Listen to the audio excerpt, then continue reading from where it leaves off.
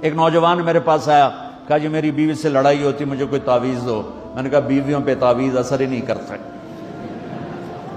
کہنے کا کیا کروں؟ میں نے کہا ایک عمل بتاتا ہوں، سنت عمل، کہ 1-2 لقمے اپنے ہاتھ سے بیوی کو کھلا دیا کرو۔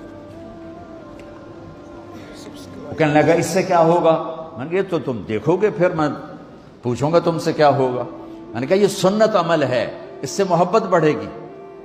کوئی 8-10 دن گزرے تو اس کا فون ویسے آ گیا حال احوال پوچھنے میرا، تو مجھے اپنی بات یاد آ گئی۔ میں نے کہا میری بات پہ عمل کیا تھا؟ کہنے لگا نہیں۔ میں نے کہا کیوں؟ کہنے لگا شرم آتی۔ میں نے کہا لڑتے ہوئے شرم نہیں آتی؟ کبھی کوئی کمزور سے بھی لڑتا، عورت تو بیچاری کمزور ہے۔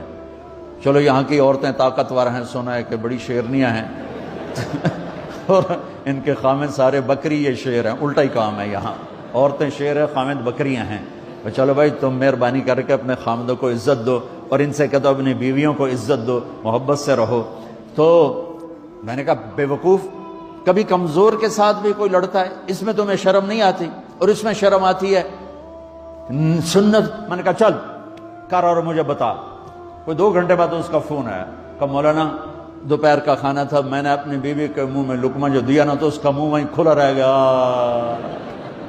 وہ کہنے لگی تو نے خود تو کیا نہیں، کسی نے تجھے بتایا ہے؟ کس نے بتایا؟ تو بتا، تیرے اندر یہ ظرف نہیں ہے، تمہیں یہ سبق کس نے پڑھایا ہے؟ اس نے کہا مجھے یہ سبق مولوی طارق جمیل نے پڑھایا۔